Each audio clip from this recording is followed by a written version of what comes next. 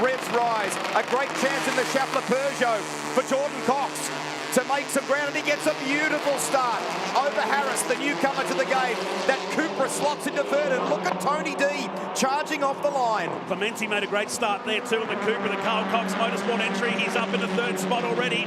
That's Barguana and Cody Garland in the second of the E-Valvoline cars. The MTA New South Wales sponsored car drops back in behind the Burson Auto Parts cars. We're underway and down into Southern Loop for the first time. Look at this from Jordan Cox. Get this guy a rally drive. Seriously. Watch this. How easy's the wheel work? Look at the wheel work. Sublime. Saw him skirt the gravel trap before. Cox is busy here. Michael Clementi senses a chance to maybe win a race. He's going to go into the race lead. Gets out of Miller corner. Cox fights back. You jump on board the Schaeffler Peugeot now, and he'll wrestle that lead back. Their fourth gear, over 150k an hour as Maneath goes off now. Maneath keeps the boot into it, skirts the trap and will rejoin, but he's lost a swag of spots. Just making the move. He's in a Valvoline sandwich here in the Hyundai car 130. 2 race wins already. They're bumping wheels in one of the faster sections of the course. And look at Will Brown sitting behind here. Can Sweeney hang on to the spot? Yes. Brown, is the door open for the Liquid Molly car? No. 14 laps. Our final race in the Shannon SpeedSeries at Phillip Island for 2023 is go. Good start from Josh Bucket once again. The Cupra gets away. Not so at the back was Cody Garland in the Valvoline MTA entry. So he'll have to do the chasing. As down to turn number 1 we go for the first time. Turn 1, doing corner. What's happening here? Oh. Brad Harris coming in hot. And does he keep it out the gravel? Yes. Good recovery. Yesterday's race winner, Owen Kelly, the lights go out and racing continues. In race 2 of the Trans Ams today, making their way down in the rows of 2 still. Nash Morris trying to hang the outside. He might just take the lead in the Super Cheap Auto car and does so. Car scattering to the outside, and the Flash gets the first shot in anger. Across the top of Lukey Heights they go again, and here comes Owen Kelly. Morris was a wake up to that one. He had to park it down the middle, and Kelly gives him a bit of knock-knock. Who's there on the exit of MG and yesterday? And now Kelly's there. Elbows up from the Fujitsu car. Morris will have the better run. He just needs to be able to stay there for this run. Look at Thornborough. Nowhere to go. He had plenty of speed, but nowhere to go in the 116. Morris is locked up. Morris stays locked up. Thornborough might get second. How can you not love this racing? There's only 7 seconds covering the top 10. Anything can... Oh, no! Oh, and it does happen to Owen Kelly! Into the tyre wall. Bounces out. Damage at the rear. Tyres cut down as well. Owen Kelly, that was an incredible show of racing, but to finish like that, your reaction? Pretty disappointing when your own teammate just sends you. He just didn't lift. He just stayed in it, stayed in it, stayed in it. Just sent me. So I'll talk to him. But yeah, old mate Thornborough, I guess he's never been that close to the front. Wasn't sure what to do. What do you actually say to him? How to explain a situation, being that he's young and the experience that you've got? It sounds like you've copped this on the chin. Well, I don't know about that. I mean, Jack Hewitt said the only way to get him to remember is a black eye. So who knows? Heyman jumps in behind. Waiting for the lights to be extinguished from the tower in front of us here on the main straight.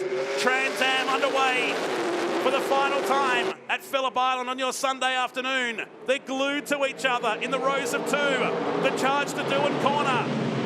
Given to the Super Jeep Auto car for a moment. Grice tucks in behind. Will they survive turn number 1? On 10 spots. Grice down at MG. Oh. Not enough room there unless he makes contact, and he does. But Morris holds on. Morris this time, Grice to the inside. Will he pull it up? I'm not sure he can. He can't, and bowls a big wide. He might just lose the 1 spot. Well, he stayed on the tarmac for a little bit there, but Heyman grabs the opportunity and goes on through, which means Moffat has gone through as well. And in an instant, Nash Morris is under pressure from car 34. Now check this out. So this is Ben Grice from our front on view. We were riding with him when it happened, and Noltz, you called it. He went wide, wide, wide. We thought he was going to get back on, which he did. So this is the onboard shot. Tucks in on the inside down here at turn 4. You know that if you're going to make that move, you're going to have to then convert it at the other end. And the conversion didn't go to plan. Here comes Moffat. Up past the hay shed, up towards Lukey. They go, Morris! Wow, just put the afterburners on and went sailing past him. Half the lap to go. Dalton. Oh! And unloads the DePrincio car out of position. They're going to go side by side right around to the final turn. It'll unleash it, both of them. It's a neck-and-neck race down Gardner Straight. Nash Morris gets the ascendancy. Moff's not going to give up. He has a look on the inside. He wants to have a look on the outside, but Morris gets it done. Stop it. Closest finish ever. Wait, I reckon that's up around, is that up around 11? It is. So they come out of MG corner. Talk us through this. Okay, so we're just losing a bit of sight there. Oh, yeah, just contact with the two cars. And around goes the number 8. Hopefully he can get that car started again. Round. Andrew Fawcett's gone round from 4th place. So Dylan O'Keefe, great job early on. And that would have been a hard-in-the-mouth moment for Talbot because Fawcett went around right in front of him at turn 2. Good job to get it out of the kitty litter there. And check this out. So this, down the inside goes Shahin on Liam Talbot, long way into the apex of the corner in terms of using all of the apex. And that was the hip and shoulder on the exit with Liam Talbot and the Shannon's Audi. Meantime, though, and here comes Shahin, fires it around the outside at Miller Corner at 4, and the Harold's entry fights back. He gets there.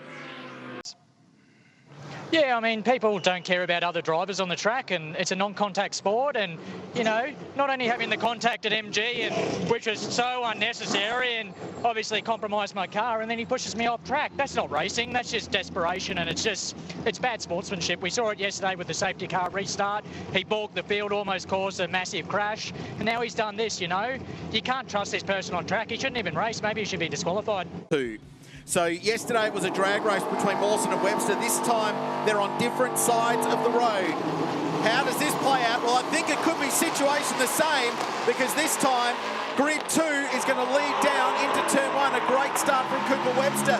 The Versa Motorsport car, yep. The outside of the front row is where you want to start one of these cars. And that will bring a safety car out that's very much in harm's way. Oh, it's more mid-corner at the southern loop. But Mawson might have a better run. He's got the push to pass going. He's going to be right in the toe. He's going to have the nose alongside as they run down towards turn 1. Perfectly judged restart. Now can he go wheel to wheel around the outside? You bet he can. The double champion leads the way. Natural flow of the road. Now Golding centred down the inside, and it's going to force Blake Purdy very wide at the exit of Siberia. And James should have this, although they will go side by side on the run to the hay shed. But Golding's clear. He got on the poop. George, you've got to be at full speed when the pace car pulls off. Away we go at Phillip Island, and the monochrome GT4 cars lead the field down. Tony Quinn chasing Shane Smolin. This car arrived in Australia on Friday. Might get a flag here. We'll see it on the replay, perhaps. Yep, just lost it in the middle of 2. Headlight speared off. Good drive out of MG. He ran very wide down there at turn 10, Policina, but had the inside run through turn 11. Barguana's got the toe, so Policina's going to have to cover his line down into turn 1. And Barguana will commit around the outside. Now, we saw this happen today. Can he do it again? You bet. Nice pass, Barguana. He gets in front of Jim Policina. As unfortunately here, the cat car, the H pattern, is off the road there at turn 4, but luckily nothing too serious and he can be on his way. Big smoke show. How good. Do it again, son. More epic corners in our sport. Yeah, no drama. It's a little bit like our GT4 race at Bathurst. Seems like the only place people could pass in that was at McPhillippi. Just don't worry about anywhere else. Just do it at the hardest spot on the track. As here we go. This is oh no! Hislop got it all wrong. Oh, he's pinched through it. That was an excellent job by Tilly to avoid a shunt there.